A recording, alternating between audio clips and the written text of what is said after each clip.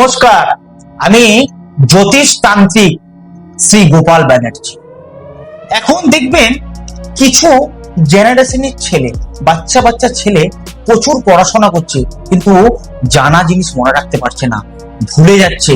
তাদের পড়াশোনার প্ল্যাটফর্ম খুব সুন্দর, কিন্তু বহু মাস্টার দিয়েছেন, বহু কিছু করেছেন, বাবা মারা করেছেন, কিন্তু ছেলে ঠিক পড়াশোনা ডেভেলপ করতে পারছে না। এটা হচ্ছে বুদ্ধিকারক গ্রহকে বলা হয় বুধ, তো তাই বুধের জন্য একটা টোটকা বলছি, করুন, উপকার পাবেন।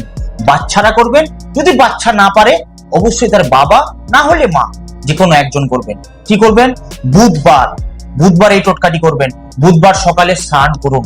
স্নান করার পর একটি গাছ থেকে, তুলসী গাছ হোক বা বেলপাতা গাছ হোক, ঠিক আছে, তুলসী গাছ বা বেলপাতা গাছ থেকে একটি ভালো পরিষ্কার পরিচ্ছন্ন বেলপাতা না হলে একটি তুলসী পাতা তুলুন। তুলে বাজার থেকে একটু কাঁচা হলুদ কিনে আনুন, সেটা বাড়িতে বাটুন।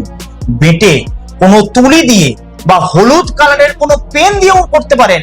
হলুদ কালারের কোনো পেন দিয়ে আপনার যে বাচ্চার নাম আছে সেই বাচ্চার নাম লিখুন। লিখে আপনি সেটি বাচ্চার টেবিলের উপরই হোক বা কোনো বেদির উপরই হোক, যেখানে পড়াশোনা করে সেখানেই হোক, বা কোনো ঠাকুরের সিংহাসনেই হোক, রাখবেন। একটা মন্ত্র বলছি, এই মন্ত্রটা 108 বার, 51 বার, না হলে 28 বার, আপনাদের যেটা ইচ্ছা আপনারা সেটাই করবেন। 3 বার করতে পারেন। হ্যাঁ, কি করবেন?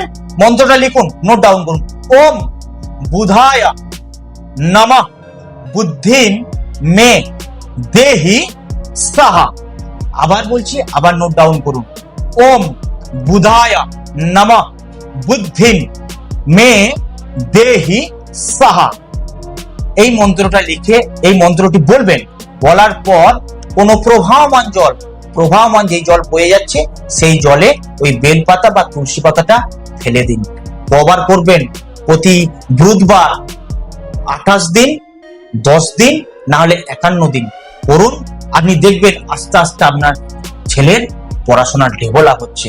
পড়াশোনা যেটি ভুলে যাওয়া জিনিস, সেগুলো মনে রাখতে পারছে। করুন। অনেক বাচ্চা ছেলে, এই জেনারেশন ছেলে উপকার পেয়েছে। আপনারাও করুন, আপনারাও উপকার পাবেন। নমস্কার।